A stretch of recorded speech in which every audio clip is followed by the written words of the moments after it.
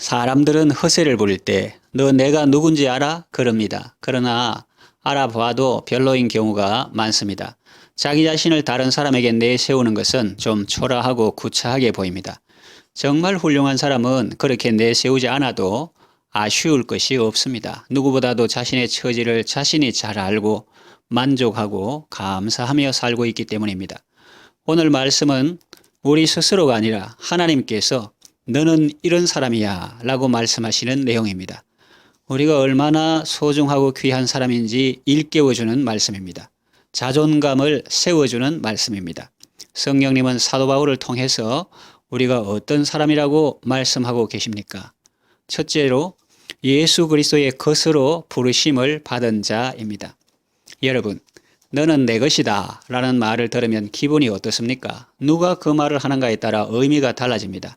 조폭이 그런 말을 하면 기분이 안 좋습니다. 너는 내 손에 있으니 꼼짝 말하는 뜻이죠. 답답한 것입니다. 그러나 정말 사랑하고 존경하는 사람이 그 말을 하면 의미가 다릅니다. 사랑하고 아껴주겠다는 뜻이죠. 잘 해주겠다는 말입니다. 내가 너를 책임지고 돌보아 주겠다는 말입니다. 시인 정지용이 향수라는 시에서 자기 아내에 대해서 말한 것과 같습니다. 더 이상 예쁠 것도 아름다울 것도 없는 아내와 같이, 이것은 못생겼다는 뜻이 아니라 같이 살다 보니 내 몸처럼 사랑하게 되었고 너무나 친밀해졌다는 의미인 것 같습니다. 아내와 같이 밭을 매며 정겹게 살아가는 그 삶이 차마 꿈엔들 이칠리야 라고 표현했습니다. 당신은 나의 아내입니다. 당신은 나의 남편입니다. 나의 부모님입니다. 나의 자녀입니다. 나의 목사님입니다. 나의 성도입니다. 얼마나 아름답고 귀한 말입니까? 이것은 욕심이 아니라 사랑입니다. 섬김입니다. 이런 말들이 얼마나 우리를 뿌듯하게 하고 자랑스럽게 하고 살맛나게 해줍니까? 그런데 이보다 100배, 1000배 더 놀라운 말씀이 있습니다. 하나님께서 우리에게 이렇게 말씀하십니다. 너는 내 것이다. 너는 예수 그리스도의 것이다. 6절 너희도 그들 중에 있어. 그들은 이방인 중에서 믿고 순종하는 사람들을 말합니다. 너희도 그들 중에 있어 예수 그리스도의 것으로 부르심을 입은 자니라 했습니다. 예수님이 우리를 사랑하시고 아껴주시고 돌보아 주십니다. 예수님은 허물과 죄로 죽을 수밖에 없는 나를 살리기 위해서 자기 목숨을 버리기까지 하신 분입니다. 그 엄청난 대가를 지불하여 나를 지옥에서 건져주시고 그 사랑의 눈으로 나를 바라보시며 말씀하십니다. 너는 내 것이라. 내가 너를 보배롭고 존귀하게 여기노라. 너를 내 손바닥에 새겼노라. 주님의 사랑을 생각할 때 우리는 힘이 나고 용기가 생기고 희망이 솟아오릅니다. 이 사랑이 우리를 살게 하는 것입니다. 주의 사랑으로 세상 이길 수 있습니다. 허전함을 이길 수 있고 괴로움도 이길 수 있고 외로움도 이길 수 있습니다. 주의 사랑으로 만족하고 감사하며 승리의 삶을 살아가시기 바랍니다. 둘째, 하나님의 사랑하심을 받은 자입니다. 사람이 이 세상을 살면서 다른 사람의 사랑을 받고 산다는 것은 큰 복입니다. 꼭 유명한 배우나 세계적인 스타가 아니더라도 주변 사람에게 사랑받고 존중을 받으면 기분이 좋고 행복합니다. 이 지구상에 수십억의 사람이 살고 있는데 그 중에 한 사람이라도 자기 마음을 이해하고 자기에게 관심을 가져주고 아껴주는 사람이 있다면 그의 인생길은 결코 외롭지 않을 것입니다. 사람의 사랑을 받고 인정을 받는 것이 이렇게 중요합니다.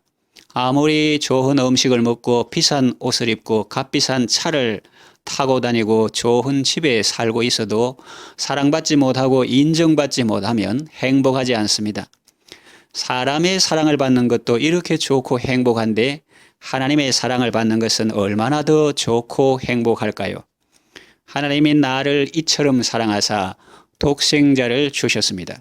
이는 예수님을 믿어 멸망치 않고 영생을 얻게 하려 하심입니다. 당신은 하나님의 사랑하심을 받은 자입니다. 하나님께서 당신을 아시고 사랑하시고 아끼시고 보호해 주십니다. 이 놀라운 사실을 기억하고 늘 감사와 감격과 기쁨 속에 살아가시기를 바랍니다. 셋째, 성도로 부르심을 받은 자입니다. 교회에서 성도님이라 할 때 아직 집사 직분을 받지 못한 사람을 가리켜 말한다고 생각하기 쉽습니다.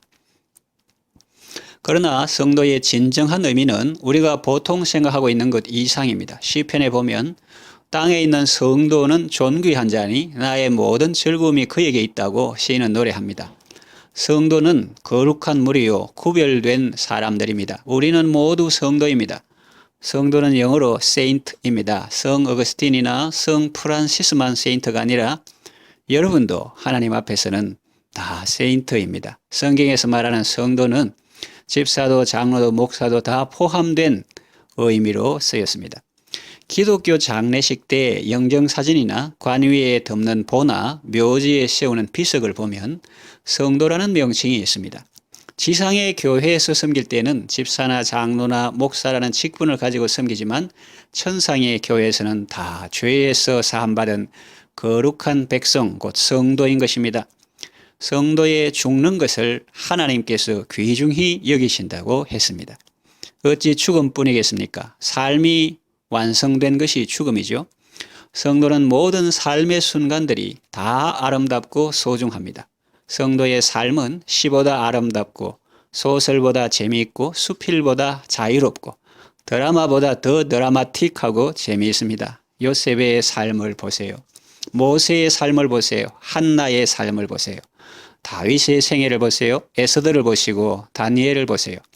그 삶의 순간순간마다 하나님의 돌보심이 있고 고비마다 도와주심이 있고 역전에 능하신 주님의 손길이 있고 선한 손에 도우심이 있습니다. 연약한 그들을 붙드시고 함께 하셔서 마침내 하나님의 뜻을 이루십니다.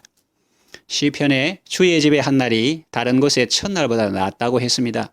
하나님 모르고 첫날 사는 것보다 구원의 주님을 알고 하루를 사는 것이 훨씬 낫습니다. 주님 모르고 천년의 갑절을 사는 것보다 주님과 300년을 동행하며 사는 것이 훨씬 낫습니다. 이처럼 꽃보다 아름답고 보석보다 귀한 삶을 주셨으니 주님과 함께 아름답고 복된 삶을 살아가시기 바랍니다. 오늘 본문은 우리가 어떤 사람인지 우리에게 일깨워 줍니다. 우리가 스스로를 자랑하는 것이 아니라 하나님께서 사도 바울을 통해서 친히 우리에게 말씀해 주시는 것입니다.